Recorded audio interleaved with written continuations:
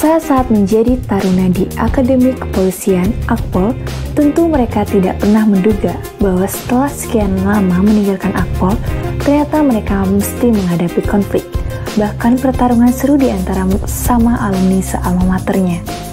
Ketua KPK, Komisaris Jenderal Polisi Firly Bahuri, alumni Akademi Kepolisian tahun 1990, jelas tidak menyangka jika kemudian dalam perjalanan karirnya mesti menghadapi fakta bahwa dirinya saat ini terlibat dalam perseteruannya dengan juniornya sama alumni Akpol, yaitu Novel Baswedan dan kawan-kawan. Novel Baswedan, alumni Akpol tahun 1998, dan sejumlah polisi lainnya yang ditugaskan oleh Polri bekerja di KPK pada masa kepemimpinan KPK di bawah Abraham Samad. Saat itu mengundurkan diri dari kepolisian karena ingin berkonsentrasi dalam bekerja di KPK. Pengunduran diri mereka dari kepolisian disetujui oleh Kapolri saat itu yang dijabat oleh Jenderal Timur Pradopo.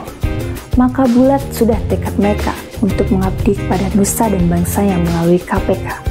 Keputusan para polisi untuk mengabdi sepenuhnya kepada negara melalui KPK dituturkan oleh Abraham Samad, mantan ketua KPK, saat diwawancarai oleh Hersu Benau Arif. Hersu yang menyimak penuturan Abraham Samad mengaku nyaris meneteskan air mata karena terharu mendengar kisah para polisi yang menanggalkan kemungkinan menjadi jenderal lantaran lebih memilih KPK sebagai ladang pengabdian mereka. Ya, memang betul Pak Bra. Ada kemungkinan besar kalau kita balik dan kita berkarir di kepolisian, maka kita bisa akan jadi jenderal di sana. Tapi sudahlah, mimpi itu kita sudah kubur. Kenapa kita kubur? Kita sudah menemukan tempat yang sebenarnya kita tuju di KPK. Itu jawab mereka. Saya bilang, kenapa Anda katakan bahwa Anda telah menemukan tempat yang Anda tuju?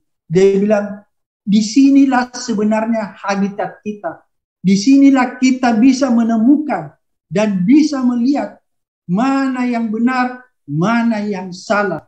Luar biasa apa yang diceritakan oleh Abraham Samad. Saya sempat mengenang air mata saya di pelupuk mata saya karena saya terharu mendengar apa yang disampaikan oleh Abraham Samad. Coba Anda bisa bayangkan bahwa ada sejumlah orang, sepuluhan orang yang mengorbankan masa depannya, mengorbankan karirnya, kemungkinan besar menjadi jenderal di kepolisian karena ingin mengabdi sepenuhnya di KPK.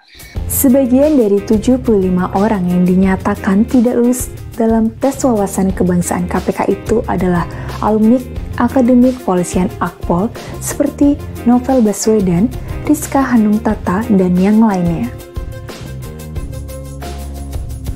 Mantan petugas kepolisian dan unsur lainnya yang berjumlah 75 orang yang dinilai tidak lulus tes wawasan kebangsaan KPK itu, menurut Abraham Samad, adalah orang-orang yang tidak perlu diragukan lagi integritas dan pengabdiannya kepada bangsa dan negaranya.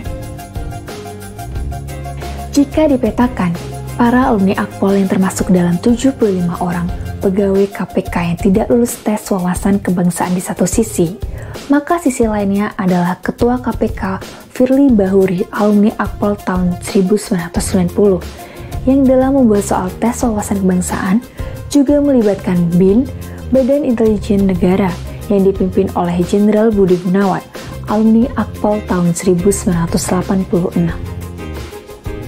Adalah bukan rahasia lagi bahwa perseteruan sengit di antara alumni Akpol itu mencuat ke permukaan melalui tes wawasan kebangsaan KPK yang menarik perhatian publik belakangan ini. Nampaknya tidak mudah menduga bagaimana akhir dari perseteruan antara Ketua KPK dengan 75 orang yang dinyatakan tidak lulus tes wawasan kebangsaan itu. Maklum, bola liar dampak buruk dari pelaksanaan tes yang kontroversial itu telah menggelinding ke berbagai arah, baik ke Komnas HAM, ke Mahkamah Konstitusi, ke Ombudsman, Komnas Perempuan, dan yang lainnya. Sebagaimana kita ketahui, konflik atau permusuhan yang terjadi biasanya dipicu oleh kepentingan duniawi, baik berupa harta benda, pangkat, jabatan, atau yang lainnya. Bukankah sesama saudara kandung pun bisa saling becok gara-gara berebut harta warisan?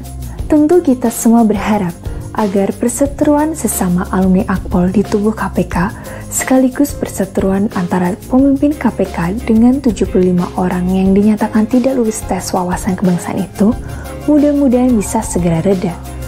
Untuk kemudian berdamai lalu bersama-sama berkonsentrasi melakukan tugas pokok mereka, yaitu pemberantasan korupsi di negara ini yang oleh Menpol Hukam Mahfud MD dia sebut semakin menggila saja di era reformasi ini.